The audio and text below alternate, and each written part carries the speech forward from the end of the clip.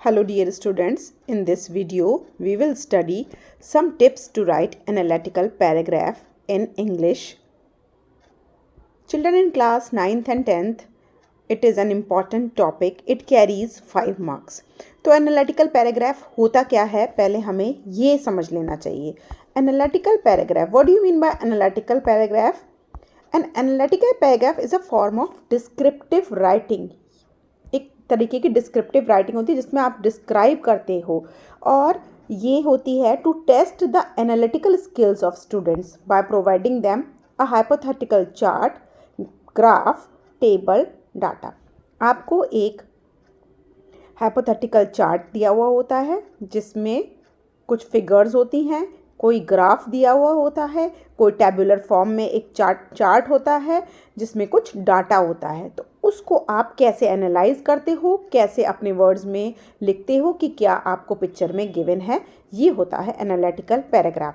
Analytical paragraph में किस चीज़ की ज़रूरत होती है? इसमें ज़रूरत होती है an in depth comprehensive analysis of the given data. बिल्कुल आप उसमें जो भी डिजिट्स, जो भी उसमें कंपैरिजन हो रहा है दो चीज़ों का, जो भी चीज़ों की रेशो डिस्कस हुई है, वो आप अपने स्टाइल में कैसे लिखते हो, कैसे उसे एनालाइज कर पाते हो.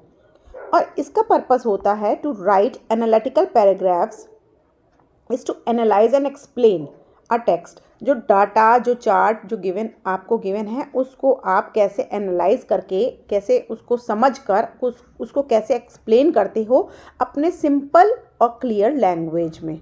अपना आप से आप कुछ भी इसमें इंक्लूड नहीं करोगे. It should be lucid. Lucid means ये एक परफेक्ट टोन में होना चाहिए. कंपैरिजन जो है वो कंटिन्यू रहना चाहिए.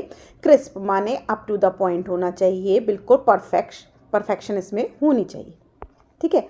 अच्छा, जो क्वेश्चन आपका होता है वो स्टूडेंट से किस टाइप का आंसर चाहता है. अपने एनालिसिस को 4 पार्ट में डिवाइड कर लेना अपने माइंड के अंदर. कॉम्प्रीहेंड मीन्स उसको आप किस तरीके से लिखोगे. एनालाइज, आपने जो चीज़ें उसमें देखी हैं उसको आप कैसे एनालाइज करते हो, कैसे उनको डिफ्रेंशिएट करते हो, कैसे उन्हें अपने वर्ड्स में एक्सप्लेन करते हो. उस डाटा को, जैसे अगर मेल की रेशो और फीमेल की रेशो विलेजेस में या अर्बन सिटीज़ में कंपेयर करने को आई, तो आप उनको कैसे कंपेयर करते हो. कंक्लूड, फिर आप उस डाटा से क्या कंक्लूजन निकालते हो जो कि उस डाटा में ही गिवन होगा, वो आप अपने वर्ड्स में कैसे लिखते हो. तो ये क्वेश्चन हमारा रिक्वायर करता है. ये 4 पॉइंट्स आप उसमें माइंड सेटअप करके चलेंगे. ठीक है. एक एनालिटिकल पैराग्राफ में आप फुल मार्क्स कैसे सिक्योर कर सकते हो, ये बहुत ज़्यादा ज़रूरी है. इंपॉर्टेंट पॉइंट्स से ध्यान से सुनिए.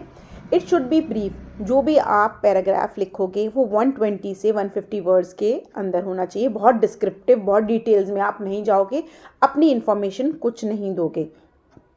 It should be precise and well directed. उसका जो स्टार्टिंग होना चाहिए वो डाटा से रिलेटेड होकर डाटा पे ही एंड करना चाहिए, और स्टेप बाय स्टेप आपको मूव करना है नेक्स्ट टेबुलर फॉर्म में आते आते, या नेक्स्ट हॉरिजॉन्टल बार्स या जो भी ग्राफ्स दिए हुए हैं उन पे आते आते. Clear and crisp language should be implemented. आपको बिल्कुल साधारण सी और अच्छी लैंग्वेज उसमें यूज़ करनी है. The entire paragraph should be written in a single tense. आप उसको एक ही टेंस में यूज़ करना. विल बी अगर आप यूज़ कर रहे हो तो विल बी ही रहने देना. पास्ट में यूज़ कर रहे हो तो आप उसको पास्ट में ही रहने देना. दो चीज़ में कंफ्यूज मत करना कि आप पास्ट से लेके उसे फ्यूचर में आ जाओ. No.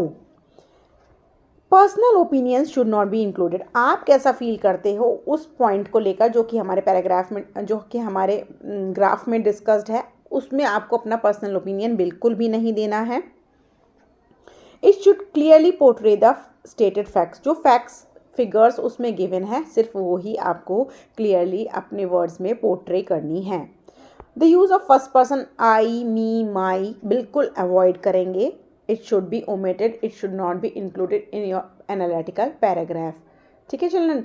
So the data, the facts that are given in the chart to you, they should only be explained by you. Your personal opinion, use of my, I should not be included in the analytical paragraph. It should be precise and try to summarize it within the given word limit, or if it is not given, then summarize it within 120 to 150 words. And don't forget to give a conclusion to the analytical paragraph. I hope the video will be benefited for you. If you like the video, don't forget to give a thumbs up, subscribe my channel, and don't forget to share my video more and more among your friends. Thank you. Bye bye.